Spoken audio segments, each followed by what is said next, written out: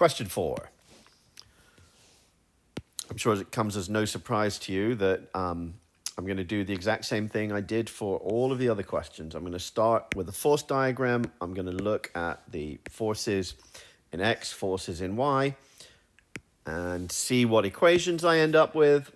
And then at that point, figure out how I'm going to get to an actual answer. So once again, you should be getting familiar with this now. Once again, we've got our weight force down, mg, or F of g, or W for weight. We've got our normal force up. And at this particular point, I am going to make a mistake with my diagram.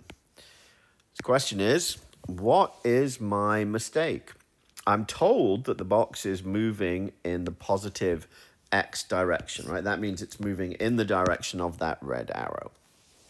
And so the friction force is going to be opposing that motion, and we're sliding, so I'm labeling that F of K for kinetic friction. Question is, where is the mistake? Well, if you were just watching the last video for the previous question, you would have heard me make reference to the fact that we often feel the need to put arrows in every direction, but there is nothing in this problem that tells us something is pushing the box to the right. The box is moving to the right, but there is nothing pushing it in that direction. At some point there must have been, or it wouldn't have started moving in that direction, but that's not relevant to the problem. Our problem picks up in this situation here. The box is moving to the right, but the only force acting on it is this kinetic friction force to the left. So if we look at our X and Y forces, no acceleration. Net force in Y is equal to 0, leading us to N is equal to mg. And I know I keep saying that you cannot assume that N is always going to be equal to mg, and I know it has been for every problem that we've done so far, but please believe me when I tell you that it is not always going to be the case, so don't assume it. When we look at our forces in X, there is acceleration, so we have to write ma. There is only one force acting in X, it's that negative X. So net force in X is minus F of K. Put those two lines together and I'll get an equation that says ma equals minus F of K.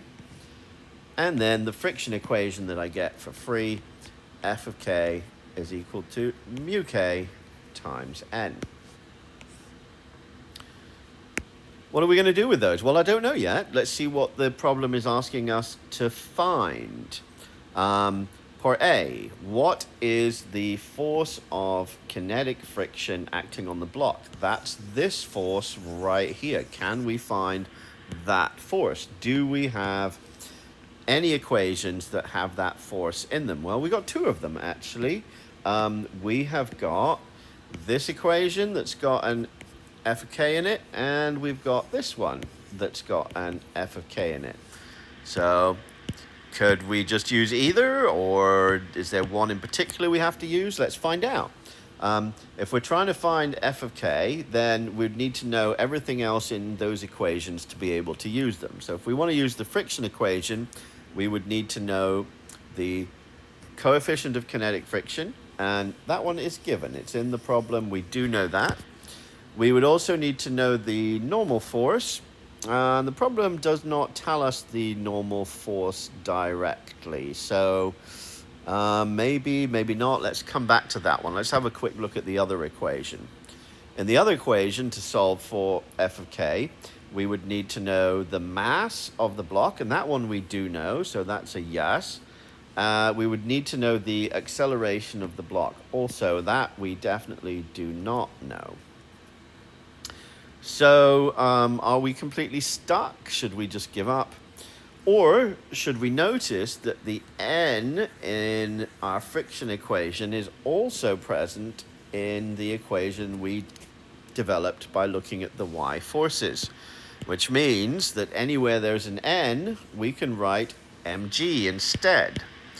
Let's try doing that and see where it leads us. So using this equation, we have f of k is equal to mu k times mg. We know mu k, we know the mass of the box, and we know the value of g. So now we've turned all of our unknowns into knowns. We can just plug in those numbers and solve for that force of kinetic friction.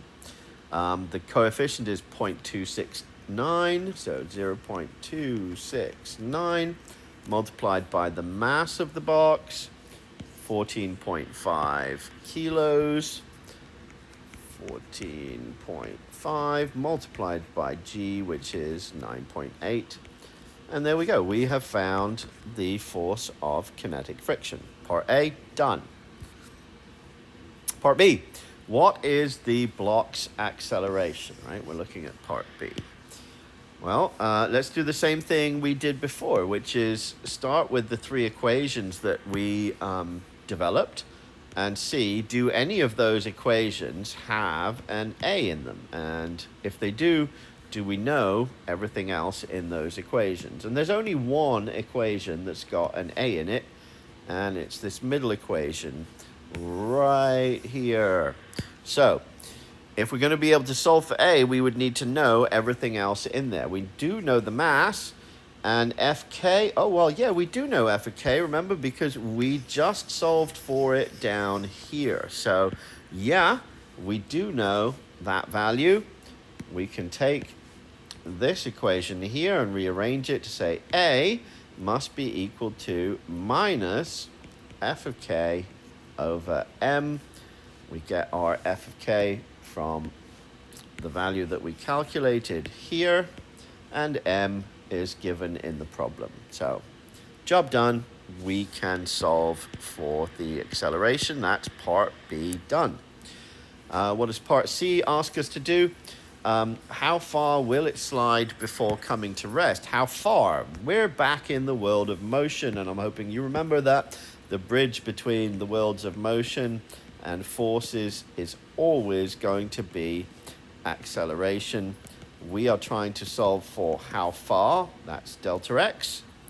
We know that the box is coming to a stop, right? Because that's what the problem says. How far to come to rest, which tells us that our final velocity is going to be equal to 0. What else do we know? We're told the initial velocity of the box, 7.8 meters per second. So there's our VI, 7.8 meters per second. We cannot solve for delta x without knowing at least one more variable, but fortunately we do, because we calculated the value of A over here. We can plug that into our variables for motion, and if we know the value of the acceleration, we can use the equation with no t in it. Vf squared equals Vi squared plus 2A delta x. Solve that for delta x to give us delta x equals Vf squared minus Vi squared over 2 times A. We know all of those values, plug them in, and find the distance it takes for the crate to come to a stop.